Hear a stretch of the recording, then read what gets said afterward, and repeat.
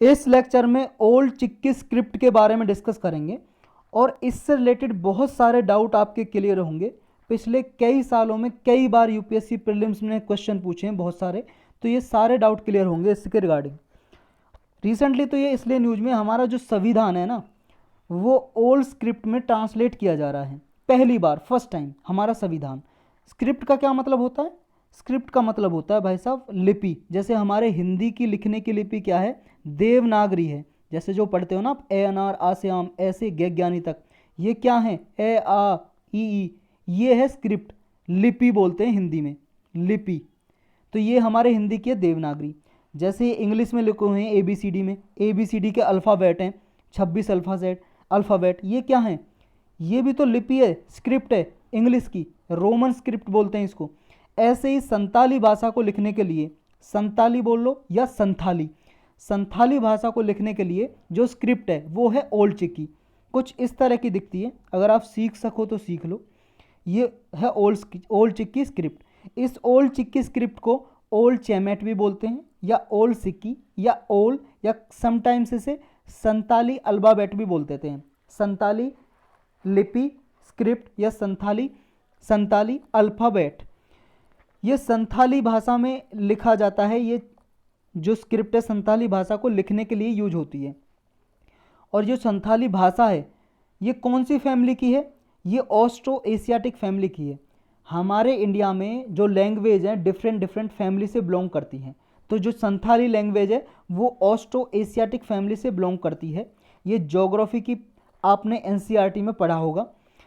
और ये हमारे इंडिया की संथाली ऑफिशियल रीजनल लैंग्वेज है। ऑफिशियल लैंग्वेज उसे बोलते हैं जो 8th शेड्यूल में शामिल हो जाती है। तो 8th शेड्यूल में अभी 22 लैंग्वेज हैं, उनमें से संथाली भी एक लैंग्वेज है। तो इसका सिग्निफिकेंस क्या होगा कि हम अपने संविधान को ओल्ड चिक्की स्क्रिप्ट में कन्वर्ट कर रहे हैं, ट्रांसलेट कर रहे हैं। इसका फ़ायदा ये होगा जो शेड्यूल कास्ट हैं, शेड्यूल ट्राइब हैं, इनके लिए जो प्रोविज़न है हमारे संविधान में, तो ये शेड्यूल ट्राइब, शेड्यूल कास्ट अपनी भाषा में इन्हें अच्छे से समझ सकेंगे, अंडरस्टैंड कर सकेंगे। लॉ, पावर या कम्युनिटी के लिए फंडामेंटल राइट क्या क्या हैं इन हेम ब्रह्म के लिए। हेम ब्रह्म देखो संथाली कम्युनिटी के जो लोग हैं, ट्राइब है, अनुसूचित जनजाति के लोग हैं। संथाली ट्राइब जाति है ये समझ लो। इसके जो ट्राइब लोग हैं वो सरनेम अपना लिखते हैं हेम ब्रह्म। तो ये जो लोग हैं ये समझ सकेंगे कि इनके लिए संविधान में क्या क्या फंडामेंटल राइट दिए हुए, मौलिक अधिकार क्या हैं, इनके लिए क्या क्या दिया हुआ है इस संविधान में, हमारे इंडिया के संविधान में। और कुछ आदिवासी स्कॉलर ये भी कहते हैं कि जो आर्टिकल 21 है right to life and liberty का, जो शेड्यूल 5 और 6 में शेड्यूल ट्राइब के लिए जो प्रोविज़न है उनको भी समझने में मुश्किल होती है इन ट्राइब को। तो क्या है 5th शेड्यूल में? देखो 5th शेड्यूल में हमारे जो इंडिया के कॉन्स्टिट्यूशन है उसमें 12 शेड्यूल है। उसमें जो 5वां शेड्यूल है उसमें एडमिनिस्ट्रेशन है शेड्यूल एरिया और शेड्यूल ट्राइब रीजन का। असम, मेघालय, त्रिपुरा और मिजोरम को छोड़ के जितने भी आते हैं शेड्यूल एरिया और शेड्यूल ट्राइब, शेड्यूल एरिया वो होते हैं जिन्हें प्रेसिडेंट एक नोटिफिकेशन के जरिए डिक्लेयर कर देते हैं, वो शेड्यूल एरिया हैं। जिनमें शेड्यूल ट्राइब वगैरह अनुसूचित जनजाति के लोग रहते हैं, आदिवासी लोग। तो इनके लिए प्रोविज़न 5th शेड्यूल में है। और जो ये 4 राज्य बच गए इनके लिए स्पेशली 6th शेड्यूल में प्रोविज़न दी हुई है ट्राइबल एरियाज़ के लिए, असम, मेघालय, त्रिपुरा और मिजोरम के लिए। अगर आर्टिकल की बात करें, आर्टिकल 244 क्लाउज 2, आर्टिकल 275 क्लाउज 1, ये स्पेशल प्रोविज़न दी गई हैं असम, मेघालय, त्रिपुरा, मिजोरम के लिए हमारे संविधान में। जो संथाली लैंग्वेज है ये हमारे संविधान में कब ऐड की गई? ये ऐड की गई 2003 में, 92nd कॉन्स्टिट्यूशनल अमेंडमेंट किया 8th शेड्यूल में, 8वें शेड्यूल में ये भाषा जोड़ दी। इसके साथ साथ बोडो, डोगरी और मैथिली भी लैंग्वेज जोड़ी थी 2003 में, 4 लैंग्वेज जोड़ी थी। तो टोटल 22 हो गई थी, पहले 18 थी। अच्छा, ये ऑफिशियल लैंग्वेज ऐड कर दी, इसका फ़ायदा क्या है?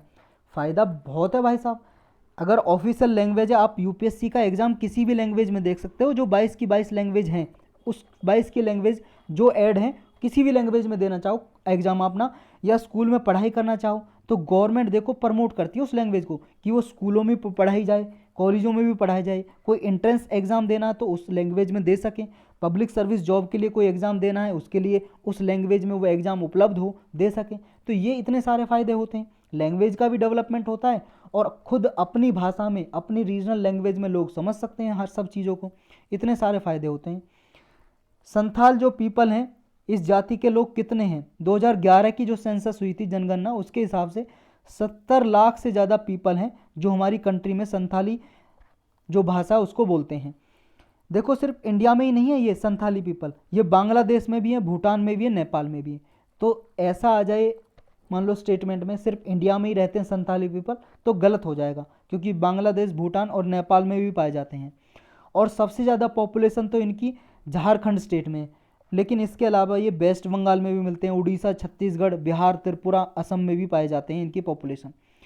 अब थोड़ा 8th शेड्यूल के बारे में देख लेते हैं, और इसके बाद जिस पे कन्फ्यूजन होता है ना, ऐसे क्वेश्चन पूछे जाते हैं इससे रिलेटेड, संथाल से रिलेटेड, वो हम डिस्कस करेंगे थोड़ा।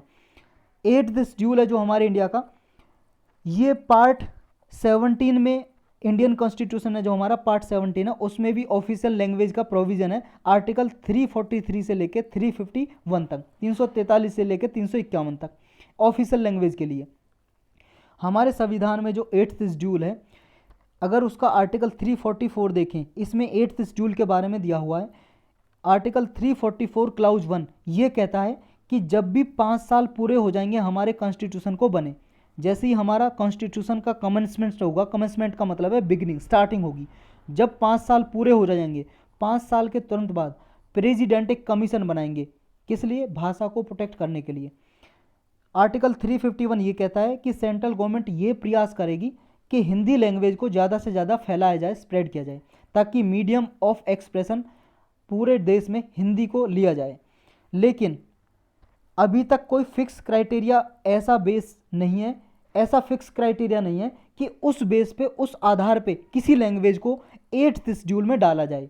यानी कि 8th शेड्यूल में जब भी किसी को ऑफिशियल लैंग्वेज का दर्जा दिया जाता है, एज ए फिक्स रूल्स नियम नहीं है कि जिनके आधार पे उसको रखा जाता है।